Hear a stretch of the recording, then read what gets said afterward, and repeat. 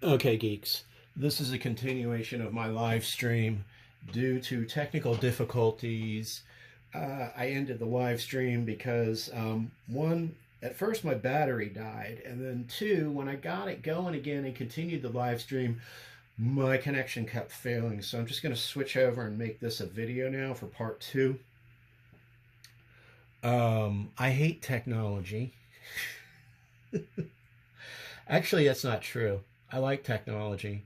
I hate smartphone related technology. Smartphones, I don't know if anyone else has had this experience with smartphones, but to me, they don't work as advertised.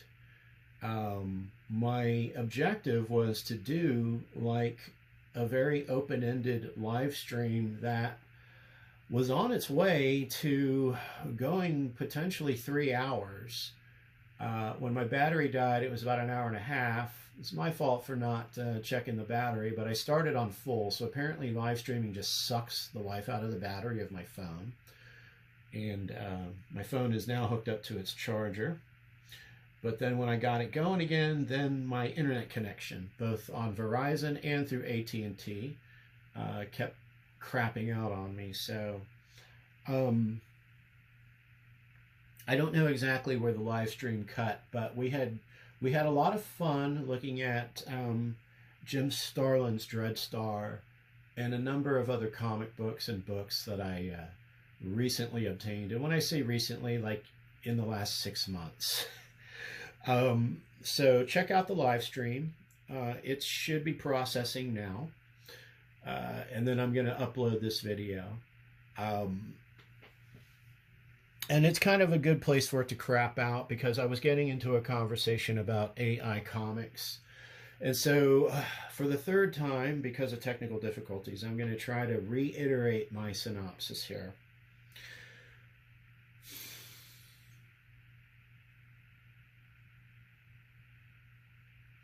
So I made an AI comic book as an experiment based on the this interview that I read with the great Dave McKean in this magazine that was crowdfunded, Art Ex Machina, which is basically all AI comics. This was kind of from the 2021 era, although it says it was published in 2022. But you can tell by looking at these comics, it's 2021 version of AI, mostly probably Mid-Journey related AI. And if you haven't watched my live stream, let me give you this caveat because I know that AI comics are a very emotional issue for people. And I completely get that as an artist. But from my perspective, I am not what you would call a professional artist, I suppose. I'm not exactly sure what a professional artist is versus an amateur, but I am an artist, and I am not prominent enough that AI is probably going to steal my artwork or copy my artwork. But you never know. Maybe it is. I don't know. I wouldn't know either way. And frankly, at this stage, I don't care if it copies my art because nobody else is probably looking at my art. Certainly nobody's buying it. So I'll take whatever attention I can get, man. That's just my perspective. I can understand people have different perspectives. But copying and stealing is actually what artists do. We all know it. There's no denying it.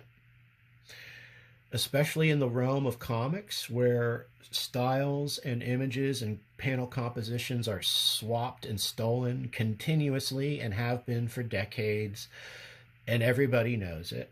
And it's just how it is, right? Some people are flattered by it and some are not. Most people, I think, don't have an issue with it because all artists steal. I think it was Picasso who said that.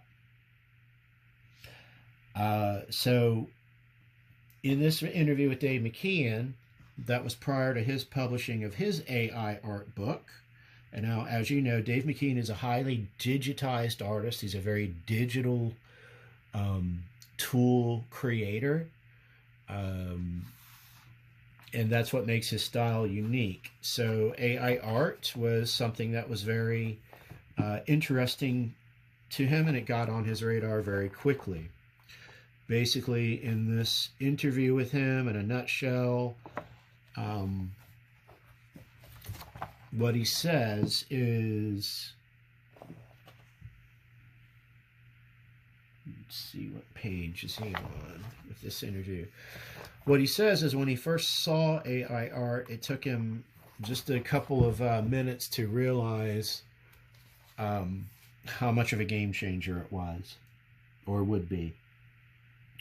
And his response after coming out of a depression about that, because his first response was, this is going to take over my job, which is a response a lot of people had back in 2021 and 2022. However, where are we today is what I would ask. Have any of us been driven out of the comic making business? Have any artists been driven out of making art? I would argue no, unless it was of their own volition.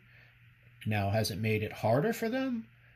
I think in some cases, possibly yes. I think graphic designers have felt the impact much more than artists and comic creators at this point. McKean's way of dealing with it was to create a book of AI art that he created. The book is called Prompt. I haven't seen the book. I mean, I've seen it on Amazon, but I haven't thumbed through the book. I haven't purchased the book. But McKean is someone who is a very digital-oriented artist, as we know from, you know, like the work that he did on Arkham Asylum.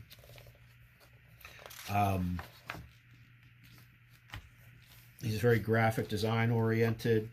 The binding of this book is starting to already come apart. So maybe that's symbolic. But you can tell a lot of this is early AI art. And when I say early, I mean like 2021, 2022. Early versions of Midjourney and DALL-E were used for this. So, but that was his response, was to sort of to go ahead and embrace it, create a book. That was his way of pushing back on it. And I had come across the idea. I always had the idea of making some kind of a comic that was very architecturally oriented.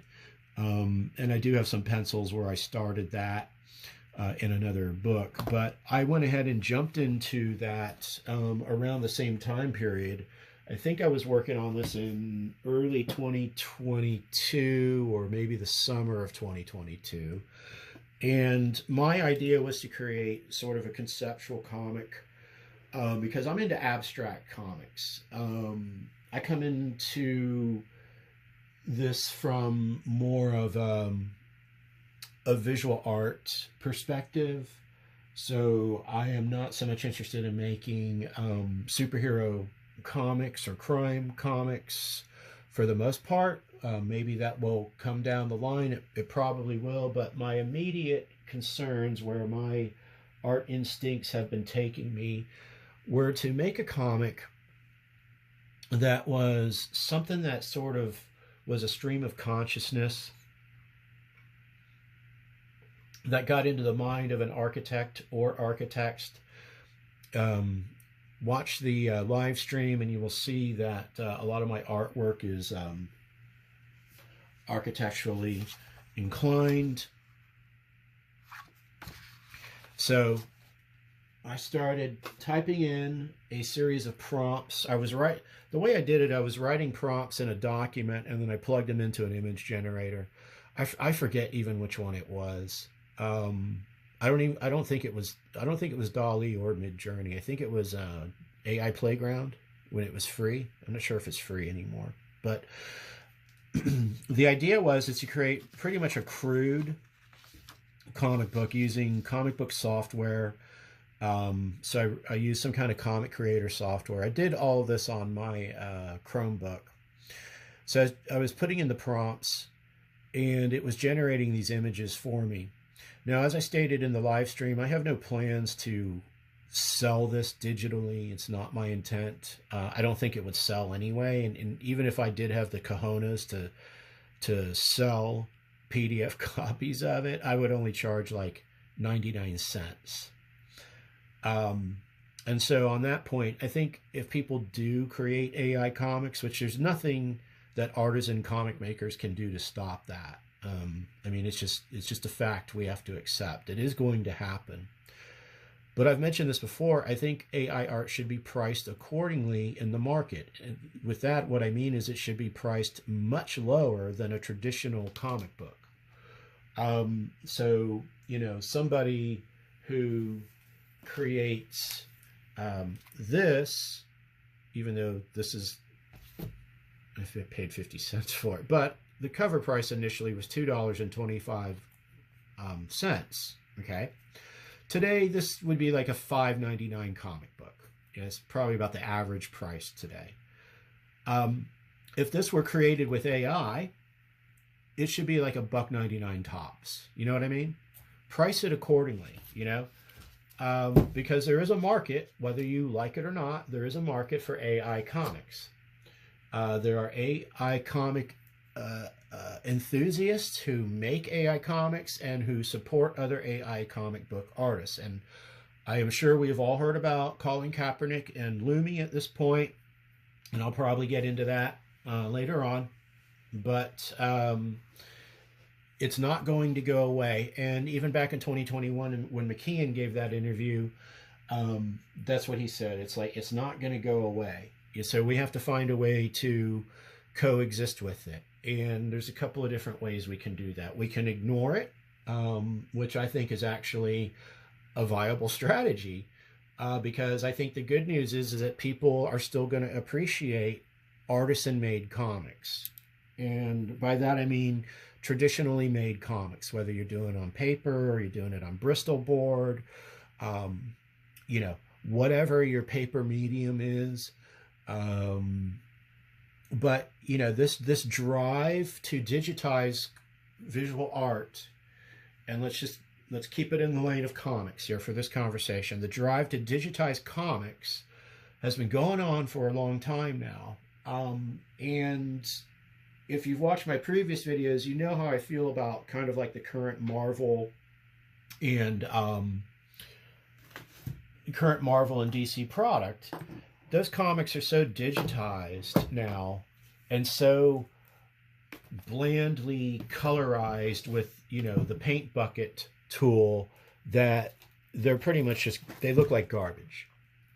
Okay? Now, when I'm talking about artisan comics, I'm talking about this. Something along these lines. Okay? If you've never seen The First Kingdom by Jack Katz, go look at my video on it. I've done, I think, a couple of them. I'll just unbox this sucker right now.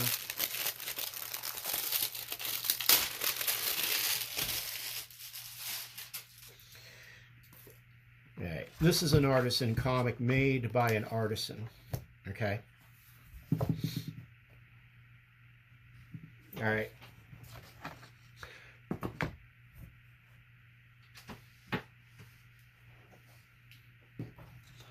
I mean, you know,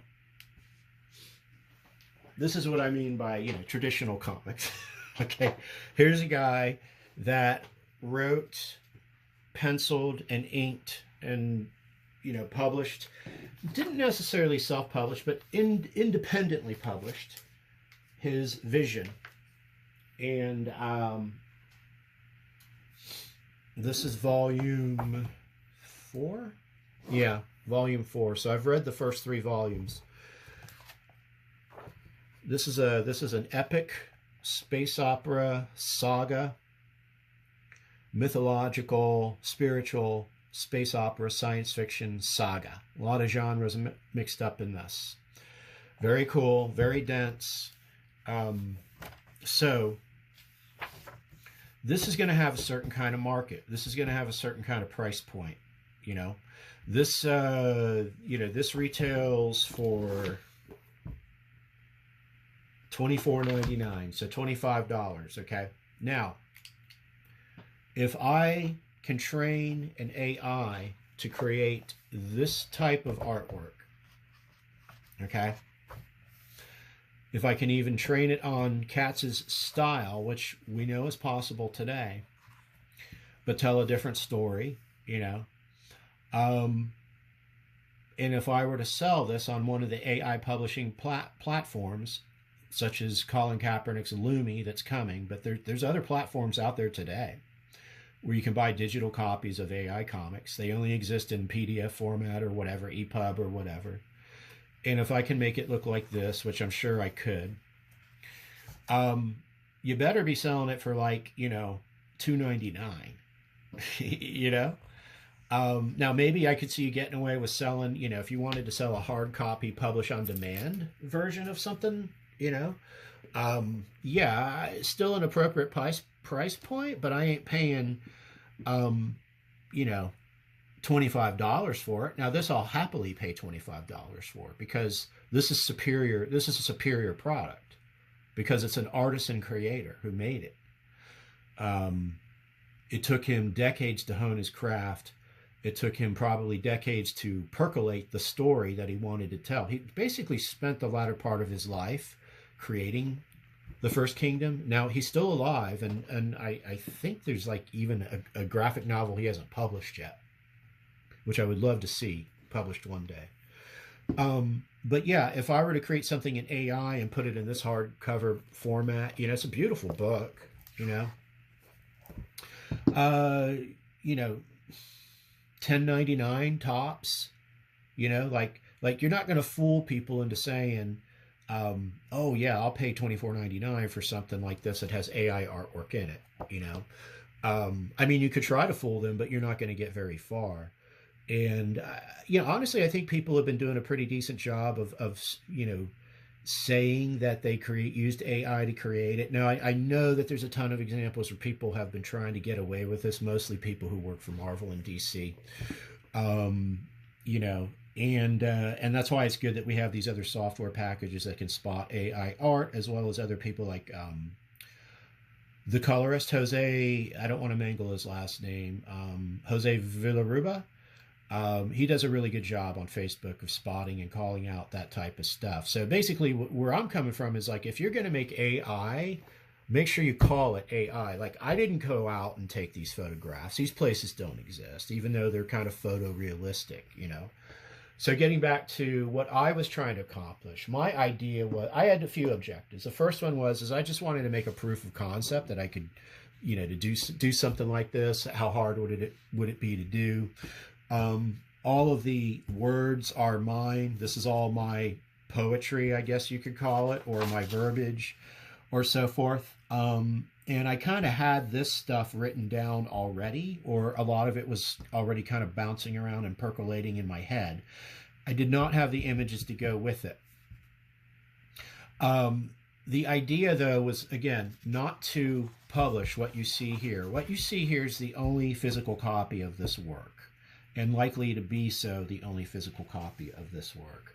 What this is meant to be, after I was thinking about it for a while, the inspiration for it is kind of like architectural magazines, but to sort of like create it in such a way that it's this sort of like almost a statement, kind of a semi-abstract statement on the copy and paste society that we live in, and of course being made by AI, I think furthers the statement. All art is open to interpretation, so I have my individual feelings about this. But what I really want to do with it, because once I created it, I was like, well, you know, I'm not going to publish it. Nobody's going to buy it anyway, and probably rightfully so. Yeah. So I'm being, you know, 100% honest about this. My idea is like, I'm going to use it as a reference. Okay? I'm going to use it as a reference. So it can be recreated using the physical tools of a cartoonist.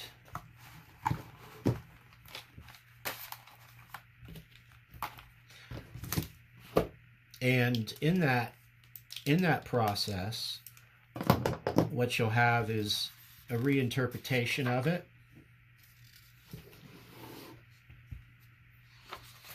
And I'm not very good at drawing the human form, so I don't even know what I would do with these particular panels if it gets that far. Who knows? I may even just cut these out and create it as you know, as a collage in some panels. You know, which I think is totally up for grabs. I think that's legit. A lot of comic artists do that, you know. So, yeah. Now this, I think I can draw this pretty well. When it's pulled further back from the profile, you know, I think I can draw and color that. But when you get into some of these close-ups like this, I don't know, that'd be a challenge, but that's why I want to do it. And yeah, so that's the idea, is I'm going to use it as a reference to make this comic. I'm taking this AI comic and I'm making it into physical form in my sketchbook. That's the idea. That's my way of pushing back, but I don't really view it as pushing back philosophically. What I view it as is I view it as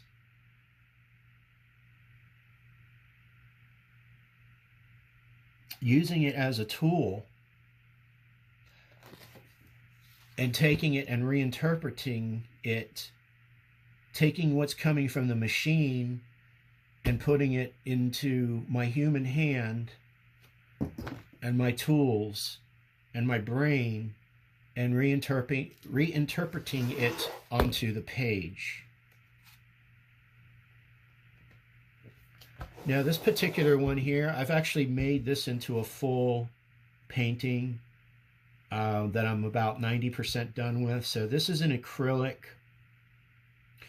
and this is currently sitting in my studio garage, my garage/studio.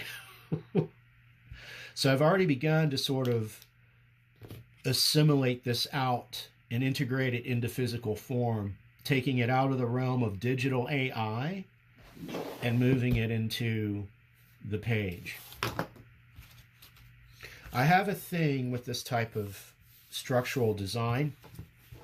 It's just where my brain has been lately. I've been doing a lot of things on paper. So if you want to take a look at my sketchbook, at least this particular one, this is kind of what I do. As I said, I'm influenced by architecture, but this one here, really all this is a lot of leftover paint that I did something with. I think I even named this, though.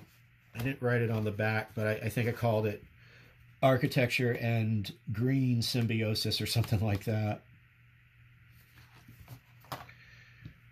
This is just kind of an abstract. Again, a lot of leftover paint. So I take leftover paint from my large canvases and I turn them into these little abstracts in my sketchbook.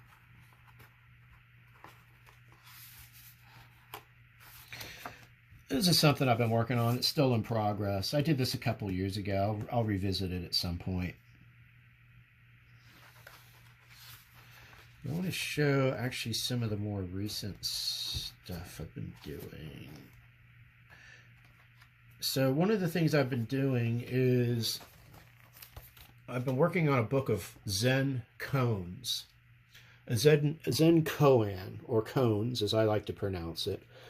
Those are like Zen Buddhist koans are like things that people wrote several centuries ago to make a person ponder the nature of reality. Which, if you see the live stream, I was this is one of the books I recently purchased.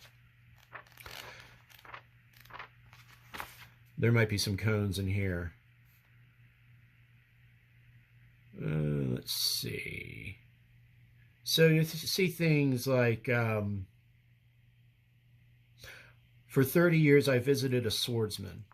How many times the leaves fall, the buds come out. But after I really saw the peach blossoms, not another doubt did I have. That's kind of like a Zen cone. The mind, what shall we call it? It is the sound of the breeze that blows through the pines in the Indian ink picture.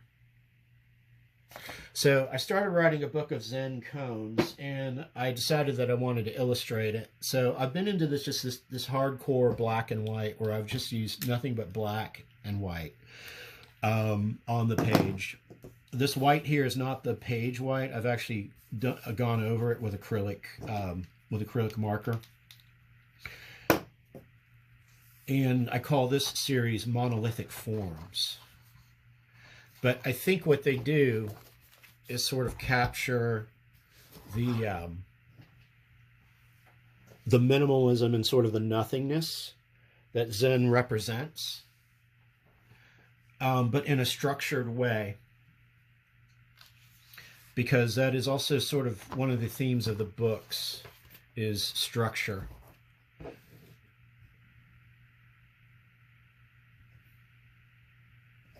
You can see some texture in that, I think.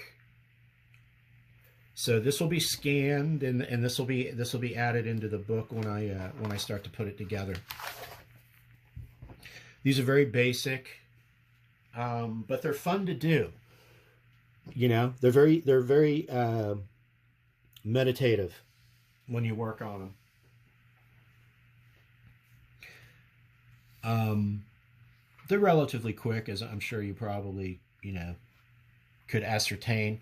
But it does take some time to dry them. I mean, once you put the blacks down, you got to wait about 20 minutes for that to really soak into the page. And then, you can, I've been taking this, and I have a larger one too, just white and shading in that, so that it's not just the pure white of the paper. And they're sharp in some of them, but they're by no means perfect. And I like the imperfections in the lines. The idea with this one, though, this is kind of a sequence. If you see this, and it's kind of like they're pulling outward.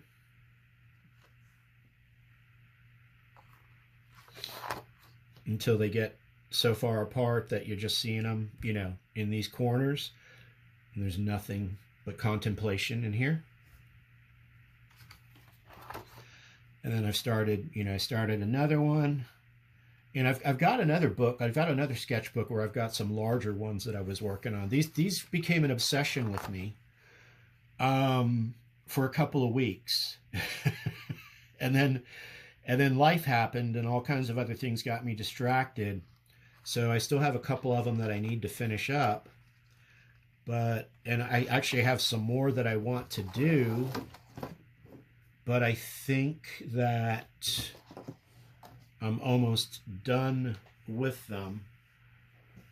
I probably only need to put about 10 of them, given the length, what I think is going to be the length of this book that I'm working on, that I'm going to self-publish. On the topic of self-publishing, I would not have it any other way. I don't want to rely on someone else's opinion about whether or not my work is good or not. There's really only one person I need to judge that. That's me, as my own artist. I create art for myself first and foremost. And if other people happen to enjoy it, awesome. If not, that's awesome too. I'm not in this to make money. It'll be nice, but I'm in this for my own enjoyment. It's a robot that I did. I'm interested in abstract, mechanical, architectural forms. So what I have in mind with this, like I mentioned, is a recreation of these panels. And I don't know if I'm going to start, live streaming that, or if I'm just going to make videos. Maybe nobody will care, but again, whatever. I want to document this process for my future reference, because that's what these sketchbooks are. These are documented processes for future reference. Some of these are probably going to become paintings at some point. So this is what I had in mind for the end of that live stream before technology took over. And I'm at 30 minutes now, so I'm going to go ahead and end this video here. I hope you have a fantastic rest of your day. And I hope that you know what to do. Stay geek.